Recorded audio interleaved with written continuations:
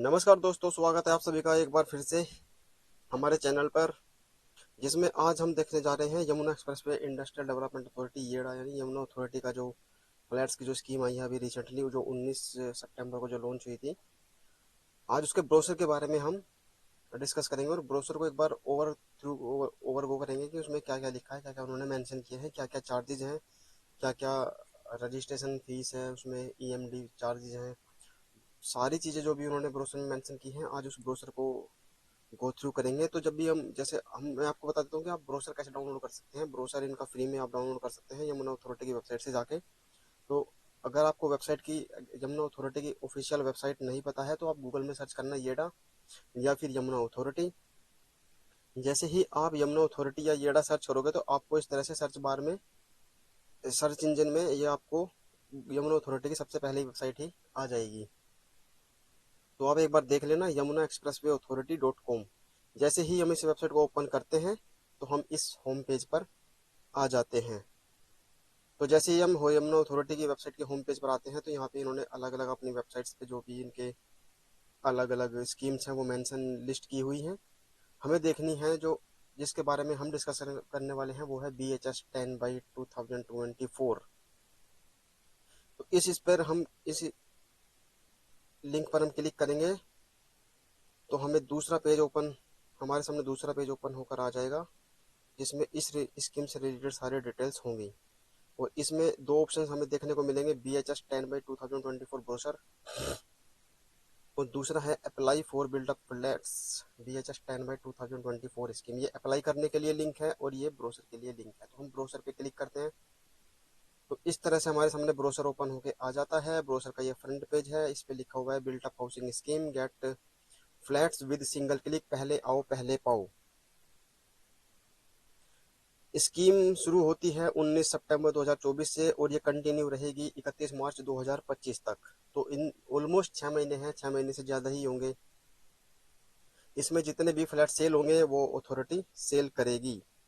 इसके बाद हम आगे बढ़ते हैं। लोकेशन इसकी दी गई है सेक्टर 22D में ये फ्लैट्स बने हुए हैं। बहुत ही जल्द हम आ जाके वो फ्लैट्स कैसे हैं, लोकेशन कैसी है, पूरी बिल्डिंग सब कुछ शूट करके और देखेंगे कि वहाँ पे फ्लैट्स कैसे बने हुए हैं, किस किस टाइप के हैं, क्या क्या उनका लेआउट है। 19 सितंबर 19 सितंबर 2024 स्कीम ओपन्स ऑन। इसके बाद आती है फर्स्ट इंपॉर्टेंट इंफॉर्मेशन। थोड़ा जूम कर लेते हैं ताकि आपको क्लियरली विजिबल हो जाए। यह है details of the scheme and location. तो 3 तरह के फ्लैट्स इन्होंने निकाले हुए हैं, उनके कोड रखे हैं इन्होंने, प्रॉपर्टी कोड A, B और C। ए है 1 BHK affordable, property code B है 1 BHK इन S+4 बिल्डिंग और प्रॉपर्टी कोड C है वो 2 BHK फ्लैट्स इन S+16 बिल्डिंग। तो ये ऐसे लिखा है इन्होंने, इसका मोस्ट प्रोबेबली मीनिंग होगा स्टिल्ट, यानी कि नीचे कोई फ्लैट नहीं बना होगा, नीचे होगी पार्किंग। तो पार्किंग के ऊपर first second third fourth 4 floor और इसमें 16 फ्लोर बेसमेंट ग्राउंड फ्लोर यानी कि पार्किंग। तो 1 BHK affordable 1 BHK and 2 BHK flats निकाले हैं। 1 BHK अफोर्डेबल में है 276 फ्लैट्स। 1 BHK S+4 में है 713 फ्लैट्स और 2 BHK में है 2 BHK फ्लैट्स है 250 फ्लैट्स अवेलेबल हैं। उनका सुपर एरिया यहाँ पे मेंशन किया है और कारपेट एरिया इतना। Super area 29.76, carpet area 21.62। Similarly in दोनों का भी इन्होंने मेंशन किया है। इसके बाद आती है tentative basic selling price of the flats. अगर अफोर्डेबल में आप ग्राउंड फ्लोर लेते हैं तो उसमें आपको जो रेट पड़ेगा वो होगा 23.37 लैक्स और फर्स्ट सेकंड और थर्ड फ्लोर का आपको पड़ेगा 20.72 लैक्स। ईएमडी जो अमाउंट होगा जब आप फ्लैट को बुक करोगे तो 10% आपको पे करना है। ग्राउंड फ्लोर के लिए 10% होता है 233,700 और फर्स्ट सेकंड थर्ड फ्लोर के लिए 2,07,200 रुपये। अकॉर्डिंगली इनका भी रेट्स आप यहाँ पे मेंशन है, आप ये देख सकते हैं, आपको दिख रहा होगा। चलते हैं आगे। आगे आता है टेबल ऑफ कंटेंट, आगे बढ़ते हैं। इसके बाद आता है scheme details as mentioned in the portal. Other charges क्या क्या लगेंगे, एक तो फ्लैट की जो कॉस्ट है वो आपको पे करनी है। उसके अलावा जो चार्जेस पे करने हैं, लोकेशन चार्जेस वगैरह, वो सब यहाँ इन्होंने मेंशन किए हुए हैं अदर चार्जेस के हेड के नीचे। तो लोकेशन चार्जेज S+16 बिल्डिंग में अगर देखें, जिसमें 2 BHK फ्लैट्स अगर आप 1 से 6 फ्लोर तक लेते हैं तो आपको लोकेशन चार्ज पे करना होगा। फर्स्ट और सेकंड फ्लोर के लिए 1,07,489 रुपये, और थर्ड फोर्थ फ्लोर के लिए 80,617 रुपये, और फिफ्थ और सिक्स फ्लोर पे 53,745 रुपये आपको पे करने होंगे। ये रेट है जिस रेट से आपको पे करने हैं। ये इन्होंने रेट लिखे हुए हैं दो, एक तो स्क्वायर फीट में रेट लिख दिया, ये वाले जो रेट है ये स्क्वायर फीट में मेंशन कर दिए, और जो ये वाले रेट हैं ये स्क्वायर मीटर में पे मेंशन कर दिए। रेट्स आप देख सकते हो, वैसे इन्होंने कैलकुलेट करके फाइनल अमाउंट भी यहाँ पे मेंशन कर दी है, तो आप इसको टोटल कॉस्ट में ऐड कर सकते हैं। जो भी फ्लैट की कॉस्ट है ये उससे अलग आपको पे करना होगा। ये था 2 BHK फ्लैट्स की कॉस्ट। और इसके बाद आती है additional cost in the 4 story flats, यानी 1 BHK+4 बिल्डिंग में जो है 54.76 स्क्वायर मीटर्स का जो सुपर एरिया वाले फ्लैट्स है, उसमें अगर फर्स्ट और सेकंड फ्लोर पे लेते हैं तो आपको इतना अमाउंट एक्स्ट्रा पे करना होगा। फर्स्ट फ्लोर के लिए 58,932 रुपये, और सेकंड फ्लोर के लिए 29,466 रुपये आपको अलग पे करने हैं। इसके बाद आते हैं कार पार्किंग के चार्जेज।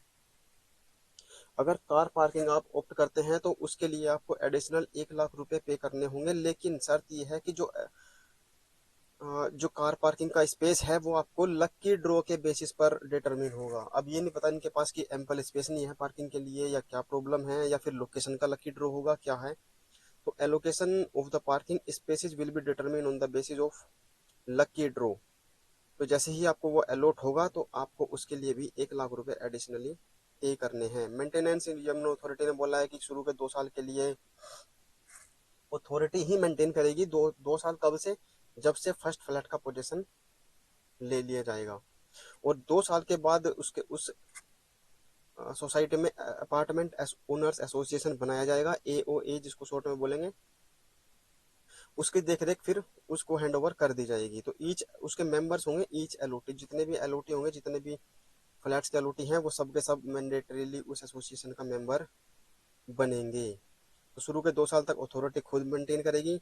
मेंटेन चार्ज क्या लेगी? वो मेंटेनेंस चार्ज जो लेगी वो एज ए कॉर्पस फंड के नाम से लेगी। और कितना कितना लेगी? 1 BHK अफोर्डेबल वालों से लेगी 50,000 रुपये, जो कि महीने का आपको पड़ेगा 2100-2200 रुपये के हिसाब से।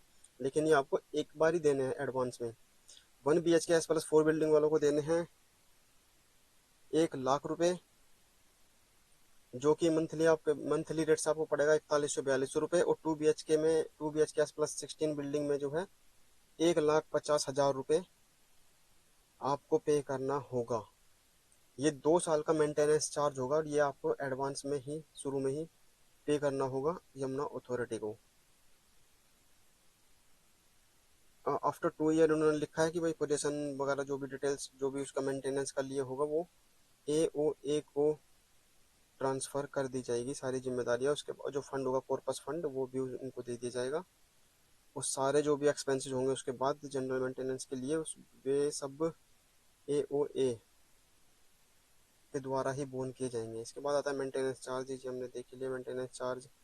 ये कॉन्टैक्ट पर्सन, ये एक बार हम देख सकते हैं। जो फ्लैट्स हैं, in the flats fire safety and in the complex provision for the rain water harvesting is made. इन्होंने रेन वाटर हार्वेस्टिंग के लिए भी प्रोविजंस प्रोवाइड करे हैं along with the fire safety. तो ये बहुत अच्छी बात है। इन फ्यूचर का कोई भी चीज GST टैक्स या TDS, ये सारे जो भी स्टेट गवर्नमेंट लगाएगी या गवर्नमेंट ऑफ इंडिया लगाएगी, वो सब LOT को ही पे करने हैं। इलेक्ट्रिकल ट्रांसफार्मर, इलेक्ट्रिकल फॉर जितने भी एडिक्वेट कैपेसिटी के लिए जिसको जितनी पावर की जरूरत है, इन्होंने ट्रांसफार्मर्स इंस्टॉल कर लिए हैं। बाकी पानी की सप्लाई, लिफ्ट के लिए, कैंपस लाइट्स के लिए अथॉरिटी मेंटेन करेगी। इसके बाद इन्होंने कॉन्टैक्ट पर्सन दिया है डिटेल्स, जिससे आप कॉन्टैक्ट कर सकते हैं इस स्कीम से related.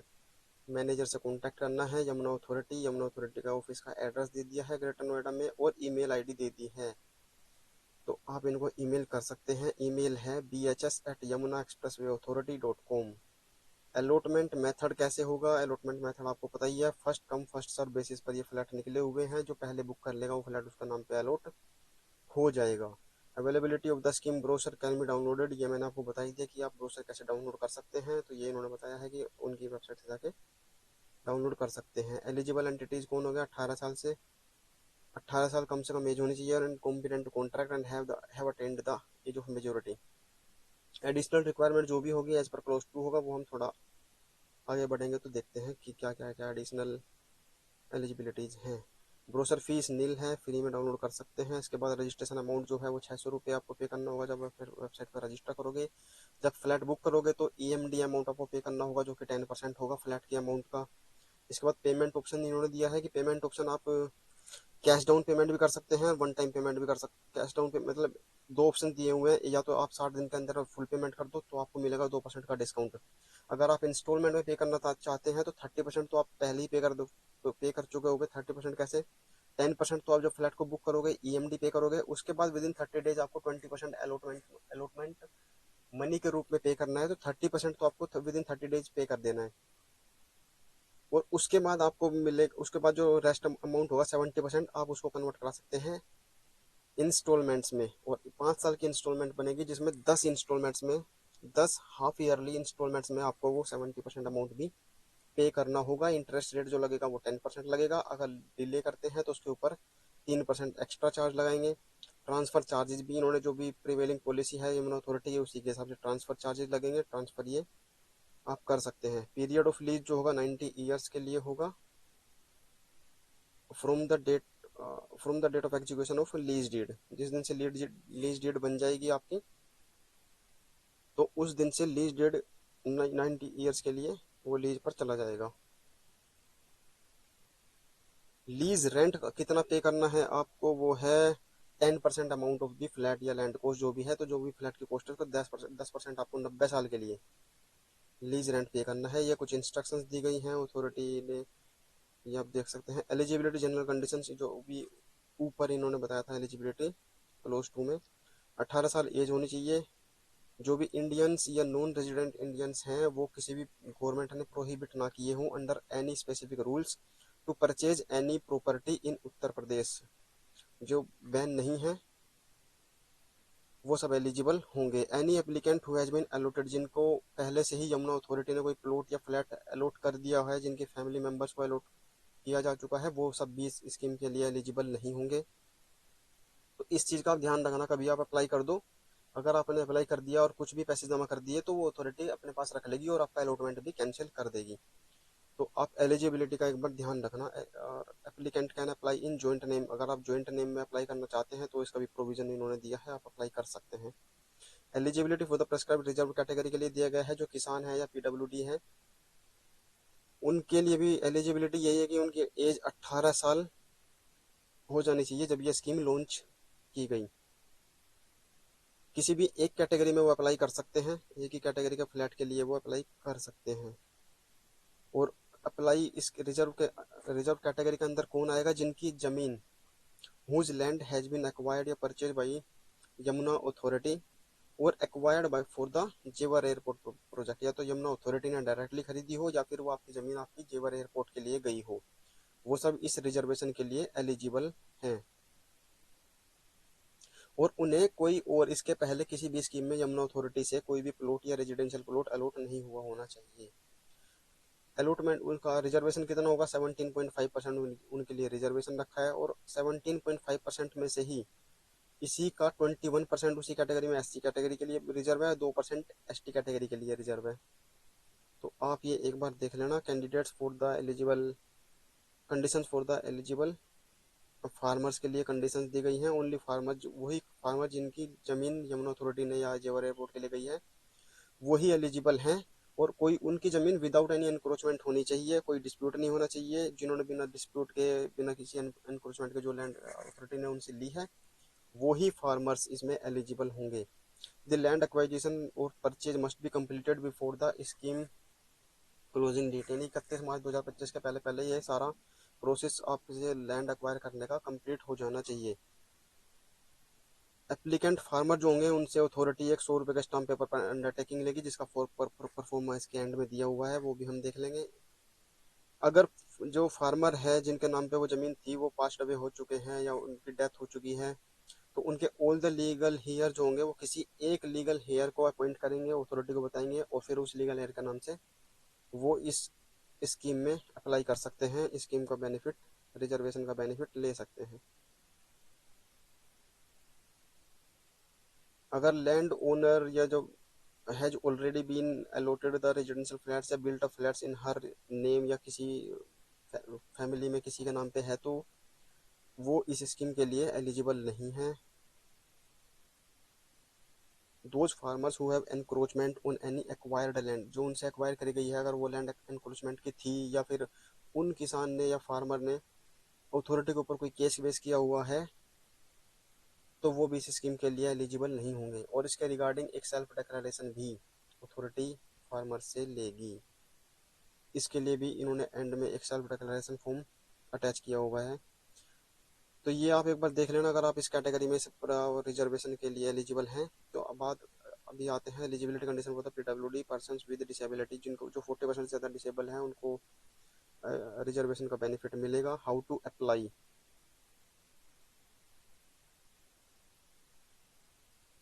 How to apply the applicant self follow, ये अप्लाई करने के लिए स्टेप्स बताए गए हैं। यमुना अथॉरिटी के वेबसाइट से ही आपको अप्लाई करना है। वेबसाइट पर जाकर ही आपको प्रिफर्ड फ्लैट सेलेक्ट करना है और उसके बाद उसका रजिस्ट्रेशन अमाउंट पे करना है। डॉक्यूमेंट्स जो लगेंगे वो है पासपोर्ट साइज फोटोग्राफ लगेगा आपका, आधार कार्ड लगेगा, पैन कार्ड की कॉपी पैन कार्ड, पासपोर्ट या वोटर आईडी की कॉपी लगेगी। और अगर आप रिजर्वेशन का बेनिफिट ले रहे हैं, रिजर्वेशन कैटेगरी में अगर आप आ रहे हैं, तो रिजर्वेशन का सर्टिफिकेट या उसका प्रूफ लगेगा। Applicant should upload all the documents, should upload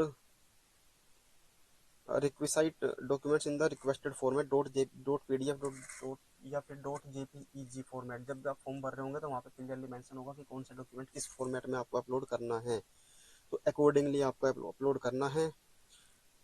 जब आप उसको सबमिट कर दोगे डॉक्यूमेंट्स को, उसके बाद आपको 10% EMD अर्नेस्ट मनी पे करने का ऑप्शन मिलेगा, जो कि आप थ्रू ऑनलाइन पेमेंट गेटवे से ही पे कर सकते हैं। लेटर ऑफ इंटेंट उसके बाद जनरेट होगा जब आपका application form Yamuna authority process कर देगी, जिसकी इन्फॉर्मेशन आपको SMS से दे देगी। और लेटर ऑफ इंटेंट आपको ईमेल कर दिया जाएगा या फिर आप उसको पोर्टल से भी लॉगिन करके डाउनलोड कर सकते हैं। लेटर ऑफ इंटेंट बनने के विदिन 30 डेज आपको 20% अलॉटमेंट अमाउंट भी पे करनी है। उसकी रिसिप्ट भी आपको ईमेल कर दी जाएगी या फिर पोर्टल से आप डाउनलोड कर सकते हैं। Applicant must review the scheme brochure for any other detail related to these flats in different buildings. In case of non payment, अगर पेमेंट नहीं करते हैं तो अथॉरिटी जो है उनका एप्लीकेशन फॉर्म रिजेक्ट कर सकती है। Language and the currency, applicants responsibility क्या क्या होगी कि भाई अपना फॉर्म में जो भी इन्फॉर्मेशन भरें वो एकदम करेक्ट हो। और इस बात का ध्यान रख लेना कि आपके नाम पे कि आप फैमिली में किसी के नाम पर भी यमुना अथॉरिटी से कोई फ्लैट या प्लॉट अलॉट ना हुआ हो। अगर ऐसा हुआ है तो आपका कैंडिडेचर वो कैंसिल कर देंगे, फीस भी फॉरफिट कर लेंगे, रख लेंगे अपने पास। अलॉटमेंट प्रोसेस होगा first come first serve basis पर होगा। Applicant will choose their flat जो होगा वेबसाइट पे मेंस क्लियरली उस पर फ्लैट नंबर डाल के अपना या जो ऑप्शंस उसमें आएंगे उसमें से सेलेक्ट करके बुक कर सकते हैं। एडजस्टमेंट या refund of the registration amount in case of successful, अगर आप सक्सेसफुल अलॉट हो जाते हैं, एलोकेट हो जाता है आपको फ्लैट, तो आपका जो भी अमाउंट है वो सब एडजस्ट हो जाएगा। अगर रिफंड का प्रोविजन आता है तो आपको उसके लिए अपने बैंक की डिटेल्स भी उनको प्रोवाइड करनी है ताकि रिफंड वो इशू कर सकें। और जो बैंक डिटेल्स होंगी वो सेम नाम पे होंगी जिसमें आप अप्लाई कर रहे हैं स्कीम के लिए। एक्सटेंशन अलॉटमेंट अमाउंट या कोई भी अमाउंट डिपॉजिट करने के लिए आपको टाइम एक्सटेंड नहीं किया जाएगा। अगर CEO अंडर स्पेशल सर्कमस्टेंसेस 30 दिन का टाइम आपको देते हैं तो उस पर 13% का इंटरेस्ट चार्ज वो पे लगाएंगे। तो पेमेंट ऑप्शंस आपको वन टाइम हमने देखा ही है ऊपर, ये सेम है। मोड ऑफ पेमेंट आप कर सकते हैं वेबसाइट की अथॉरिटी से। प्री पेमेंट इंस्टॉलमेंट जो आप बनवाएंगे उसको आप एडवांस में भी पे कर सकते हैं। फ्लैट जैसी कंडीशन में है वैसी कंडीशन में मिलेंगे for the period of 90 years on lease.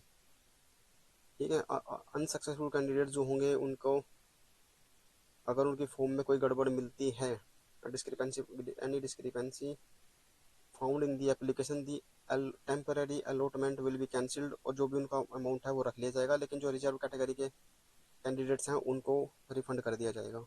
ये जनरल टर्म्स एंड कंडीशंस है। Execution of the lease deed, ये लीज डीड है जो बनेगी, इसके लिए मैनेजर वहाँ से चेकलिस्ट इशू करेंगे आपको। चेकलिस्ट इशू होने के विदिन 180 डेज यानी कि 6 महीने के अंदर आपको लीज डीड करा लेनी है। और लीज डीड कराने के बाद विदिन 30 डेज आपको उस फ्लैट का पोजीशन ले लेना है।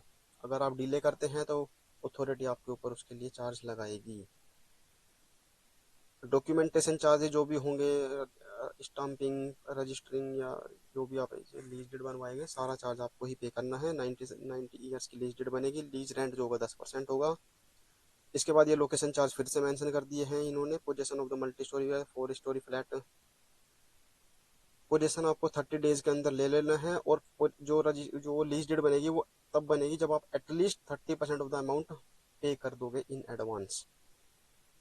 ये आप देख लेना। Variation in the actual area, इन्होंने बोला है कि अगर 10% या उससे कम में अगर वेरिएशन मिलता है, अगर आप जब पोजीशन लेते हो तो आप उसको सरेंडर नहीं कर सकते। अगर 10% से ज़्यादा वेरिएशन मिलता है एरिया में तो आप उसको सरेंडर कर सकते हो, और अथॉरिटी आपको सारा पैसा रिफंड करेगी with 4% of simple interest rate. Surrender of the allotment, surrender करने की क्या क्या चीज़ है कि अगर आपने लेटर ऑफ पे कर दिया है ईएमडी लेकिन लेटर ऑफ इंटेंट नहीं आया है तो आप उसके लिए सरेंडर कर सकते हैं, जिसमें वो 10,000 रुपये डिडक्ट करके आपको बैलेंस अमाउंट पे कर देगी। अगर if the letter of intent has been issued और उसके 30 डेज के बाद आप सरेंडर करते हो तो 10% अमाउंट वो फोरफिट कर लेंगे और बाकी आपको रिफंड कर देंगे। अगर उसके बाद आप किसी भी कंडीशन में सरेंडर करते हैं तो आपको रिफंड नहीं मिलेगा। सारा अमाउंट अथॉरिटी अपने पास रख लेगी और आपका कैंसिलेशन, आपका फ्लोट का अलॉटमेंट भी कैंसिल कर देगी अगर आप सरेंडर करते हैं तो। इसके लिए मेंटेनेंस के लिए लिखा है that the lessee will keep the demised premise and the building. ये मेंटेनेंस के लिए लिखी हुई है कुछ चीज़ें, ये आप एक बार पढ़ सकते हैं। मोर्टगेज है कि आप उस फ्लैट को एज ए मोर्टगेज यूज कर सकते हैं with the permission of the lessor यानी अथॉरिटी, अगर आप लोन लेना चाहते हैं बैंक से या उसको कहीं रखना चाहते हैं। तो ट्रांसफ़र अगर करते हैं मल्टी स्टोरी बिल्डिंग को आप ट्रांसफ़र कर सकते हैं। लीज डीड बनने के बाद आप उसका ट्रांसफर प्रोसेस कर सकते हैं। उसके लिए एक एप्लीकेशन फॉर्म भरनी पड़ेगी आपको अथॉरिटी से लेके या जो भी रेलेवेंट बैंक है उसमें। ट्रांसफ़र के जो चार्जेज हैं वो पे करने होंगे। ट्रांसफ़र डीड बनेगी। ये सब प्रोसेस इसमें लिखा हुआ है, आप इससे गो थ्रू कर सकते हैं। और जो जो फ्लैट है, जो भी प्रॉपर्टी है, वो पार्शियल एरिया उसका ट्रांसफ़र नहीं होगा, कंप्लीट एरिया ही ट्रांसफ़र होगा। अगर ट्रांसफ़र डीड बनाने में डिले करते हैं, जो इन्होंने टाइम लिमिट दी है, तो उसके बाद फिर से आपको वो एडिशनल चार्ज पे करने होंगे ट्रांसफ़र डीड बनवाने के लिए, ट्रांसफ़र करने के लिए प्रॉपर्टी को। तो ये सब आप एक बार देख सकते हैं। इसके बाद आता है मिस यूज एडिशन ऑल्ट्रेशन, कि आप उस बिल्डिंग में कोई भी एडिशन ऑल्ट्रेशन नहीं कर सकते। वो जो प्रॉपर्टी आपकी है उसको रेजिडेंशियल के पर्पज़ के अलावा किसी और पर्पज़ के लिए आप यूज उसको नहीं करेंगे। लायबिलिटी टू पे टैक्सेज, जो भी होंगे टैक्सेज वगैरह, जब अगर जो एलओटी होंगे वो उन्हीं को सब कुछ सारे टैक्सेज जो भी लायबिलिटी हैं उन्हीं को पे करनी है। अगर उस बिल्डिंग में over power over dormant property the lessor reserve the right to all mines minerals coals, अगर उसके नीचे मान लो कल को कुछ मिल जाता है बिल्डिंग के नीचे, उसके लिए तो सारी राइट्स जो भी होंगी वो अथॉरिटी के पास होंगी, सोसाइटी के पास कुछ राइट नहीं होगा। कैंसिलेशन ऑफ द अलॉटमेंट अगर होता है, allotment being through the miss representation, नाम गलत भर दिया या आपने कोई इन्फॉर्मेशन छुपाने की कोशिश की या कुछ और बताने का कोशिश किया तो अलॉटमेंट कैंसिल कर दिया जाएगा। कोई भी डायरेक्शन या रूल्स आपने वॉयलेट किए अथॉरिटी के तो भी आपका कैंसिल कर दिया जाएगा। पेमेंट अगर डिफॉल्ट करते हैं तो पेमेंट तो आपका कैंडिडेट जो भी अलॉटमेंट है फ्लैट का वो कैंसिल कर दिया जाएगा। अगर आपके फैमिली में किसी के नाम पे पहले से ही अलॉटमेंट है तो भी कैंसिल कर दिया जाएगा। तो आप एलिजिबिलिटी का बहुत काफ़ी ध्यान रखना कि किसी के नाम पे अलॉट ना हुआ हो। अगर आपने किया हुआ है तो आप अप्लाई मत करना। रिस्टोरेशन ऑफ द अलॉटमेंट आप कर सकते हैं। अगर आपने पेमेंट डिफॉल्ट किया उसके बाद आपका कैंसिल हो गया अलॉटमेंट तो आप उसको रिस्टोर करा सकते हैं विद इन 6 मंथ। और 6 मंथ उस डेट तक जो भी अमाउंट आपका ड्यू होगा वो सारा पे करना होगा, और उसके अलावा अथॉरिटी आपसे 10% चार्ज भी लेगी। अदर क्लोजेज इन्होंने लिखे हैं, चीफ एग्जीक्यूटिव ऑफिसर और any officer authorise by the in this regard reserve the right to make such additions alteration modification in the terms and conditions. ये कुछ क्लोजेज हैं, जनरल क्लोजेज हैं, आप इनको एक बार पढ़ लेना। The multi storey flat 4 storey flat can also be viewed can also be owned jointly by the husband और wife. Mere deposit of the EMD से आपका वो अलॉटमेंट कंफर्म नहीं हो जाता है। Constitute right to allotment of the multi storey house. All arrears due to lessor are recoverable as arrears of the land revenue. ये एक बार आप पढ़ लेना। तो इसके साथ ये ब्रोशर खत्म हो जाता है। इसके बाद जो आता है ये आता है लेआउट। फ्लोर का लेआउट है। एक फ्लोर जैसे 4 फ्लैट्स है इसमें, ये 1 BHK 2 BHK, one BHK 1 BHK 2 1 BHK 3, तो 4 फ्लैट्स एक फ्लोर पे हैं। ये फ्लैट्स हैं तो 1 BHK, ये यूनिट प्लान दिया गया है 1 2 3 4। तो ये लेआउट आप एक बार देख लेना। ये है वो सर्टिफिकेट जो आपको डिपॉजिट करना है स्टाम्प पेपर पर। ये सेल्फ डिक्लेरेशन है। अगर आप, ये एप्लीकेशन का फॉर्मेट है, ये आप इसमें देख सकते हैं। इसके बाद नोट्स है, ब्लैंक है सारा। तो ये था यमुना अथॉरिटी BHS 10/2024 का ब्रोशर। इसमें हमने ऑलमोस्ट सारे डिटेल्स एक बार गो थ्रू की। इसमें अगर आपको कोई डाउट है, कोई परेशानी है, तो आप कमेंट करके पूछ सकते हैं। तो ये स्कीम अभी 19 सितंबर से शुरू हो चुकी है और 31 मार्च 2025 तक ये कंटिन्यू रहेगी। तो इसमें तब तक जितने फ्लैट्स बिकेंगे वो बिकेंगे। ये सेम स्कीम लास्ट ईयर भी आई थी। इस बार थोड़े से रेट्स इंक्रीज करके फिर से आई है ये, तो अथॉरिटी ने रेट इंक्रीज किए हैं। और अभी एक न्यूज़ भी आई थी कि पहले ही 2 दिन में 100 फ्लैट्स सेल कर दिए हैं अथॉरिटी ने। तो चलो फिर यही थी अपडेट, ये था इसका ब्रोशर। मिलते हैं अब अगले वीडियो में। वीडियो को लाइक कर देना, चैनल को सब्सक्राइब कर लेना। Thank you so much.